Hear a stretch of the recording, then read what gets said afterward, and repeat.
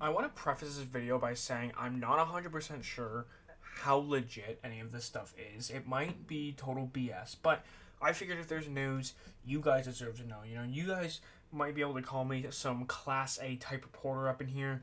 We're here giving you all the latest news when it comes to gaming. But today is revolving around the WB Games Montreal wanting to license franchises, which include Batman to Harry Potter and more to other studios. So if you're watching one of these videos, and you might not be a fan of Batman Arkham. You might just be a fan of gaming in general. You might like WB Games Montreal.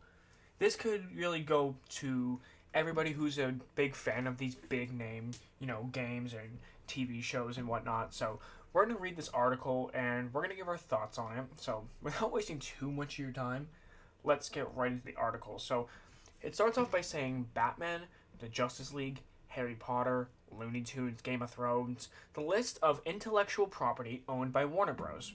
Discovery is massive, and an awful lot of it seems ripe for being turned into a video game. And that's actually crazy. When you sit here and think about like Batman, the Justice League, Harry Potter especially, because that's like the biggest thing. A lot of people don't know about the Justice League. A lot of people know about Batman, but don't know about Batman. Harry Potter is something massive. Looney Tunes, Game of Thrones, one of the biggest TV shows. Even though I'm going to break this to you, I've never watched Game of Thrones. I know, I'm crazy. But, a lot of people really love that show. So to turn stuff like this into games is, honestly, it's quite phenomenal. But we keep reading here.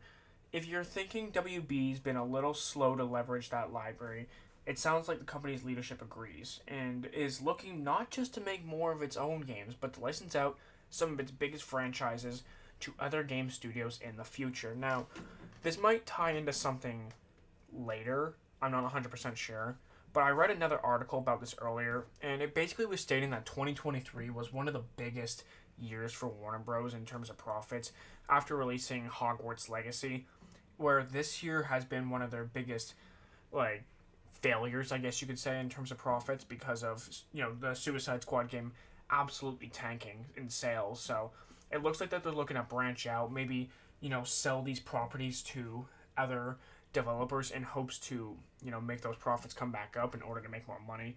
But now, before I continue reading, what this tells me is that they're on their last legs. For them to be willing to sell their intellectual property to other game developers, or at least lend it out, or loan it, or something, so other developers can make games on these types of characters and TV shows and whatnot, tells me that they are really desperate to make some money. It really tells me that they might even be on the verge of closing their doors down. That's how serious we're talking here. But I'm going to stop yapping. We're going to continue reading this. Today on the Warner Bros. Discovery Q2 earnings, call CEO David. I'm gonna butcher this name. I'm really bad with names. David Zaslav. Okay, I actually did pretty well. And president of Global Streaming and Games, JB Perrett. I'm gonna call him Perrett. Responded to a question about the strategic value of games to Warner Brothers. Given recent uneven performance, the company had reported gaming revenue down 41% year over year due to underperformance of Suicide Squad Kill the Justice League. So that's basically what I was just touching on a minute ago. They've lost so much money because Suicide Squad tanked.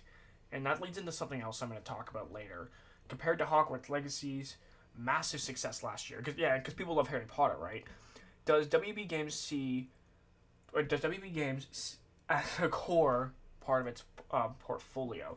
So there's a couple things here that ties into the reason why they're tanking, right? Number one, Suicide Squad, I don't think is a very popular brand name.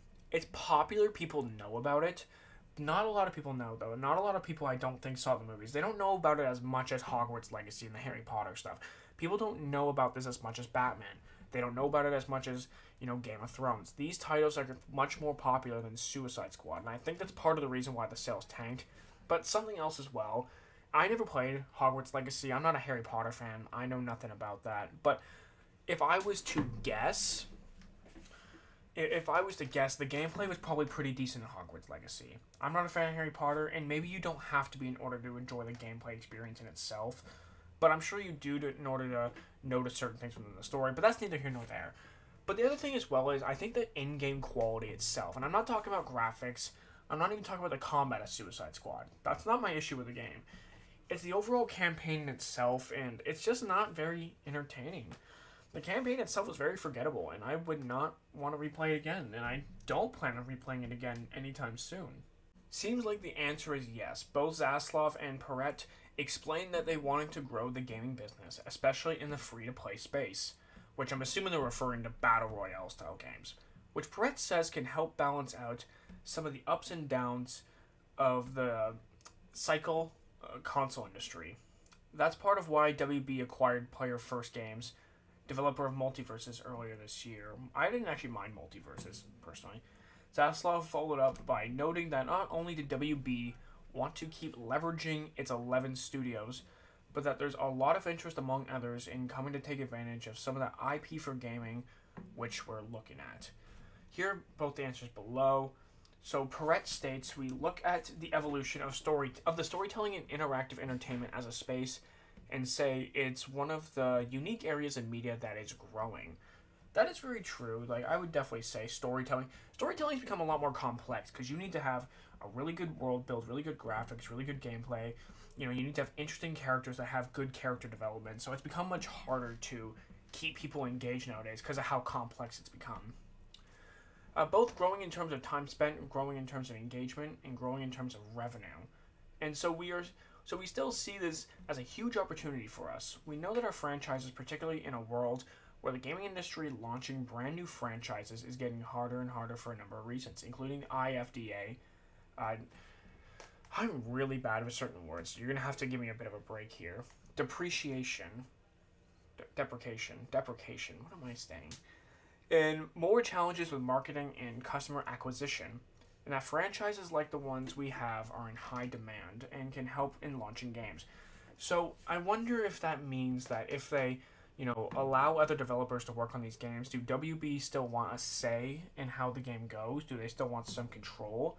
Or are they looking to just sell the name as a whole? Because here's the issue that I'm concerned about, is that, WB Games and Rocksteady developed the Batman Arkham games and did it spectacularly, but I'm worried that if it goes out to a different developer, that they've never worked on a game like Batman Arkham or anything similar to that before, so they might not understand about the storytelling, they might not understand about the gameplay or the side missions or anything that goes into this kind of stuff. So I'm worried that they're going to take something like that, but they're going to it's going to be a bit all over the place, and I'm not going to say the developers will do a bad job, but I'm concerned that they might not be able to do as good of a job because they've never really written games like this, whereas WB and Rocksteady have experience in developing these types of games. You still need a great game, and the reality is we've had the unfortunate in a short period of 12 months. We went from having the record 2023 with Hogwarts Legacy to having the opposite side of the spectrum with Suicide Squad, and it is still hit-driven nature of some of that business. But one of the areas that we are particularly leaning into, which is about half of $200 billion game business, is the free-to-play space. That's kind of interesting. You're telling me half of this business is free-to-play space?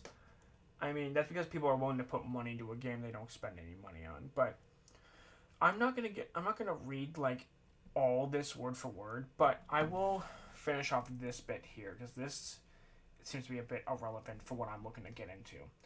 Warner Bros. Discovery reported revenue of $9.7 billion for the quarter, but an overall net loss of $10 billion, $9.1 billion of which was due to impairment charges. Okay, so that just seems like something that's their own fault then. It's not even like it's due to bad games. The company also reported subscription services were up 3.6 million subscribers from the last quarter, bringing its total to 103 million. So I just think that WB's a little bit desperate to bring their profits back up, and I think that's what it is. They're looking to either sell the property as a whole or looking to loan it out or whatever it is. They're looking to make that money, looking to make, a comeback in the Batman games, Hogwarts Legacy, whatever it is. They're looking to start making some actual money again because obviously their sales are down. Obviously, they're not as good of a development team as they used to be. But even if they were to launch it out or sell it out to a AAA studio, what AAA studio would it even go to? Because if I'm going to be honest, I don't know if there's any studio that I could think of that would do as good of a job with the Batman characters or Suicide Squad or anything that we like to play. I don't know if any other studio would be able to do as good of a job as Rocksteady and WB. And I imagine that Rocksteady probably want to move on to other things, so I don't see them making another Batman game. WB isn't looking to do so. And I think right now their name's kind of in the gutter. They need to develop something really good to bring their stock back up and to make people realize they're still a good developing company. But if this happens, if another company decides to make a new Batman game, decides to make a new, Suicide Squad game, Game of Thrones game, whatever it is, what company do you guys think should be the ones to do it?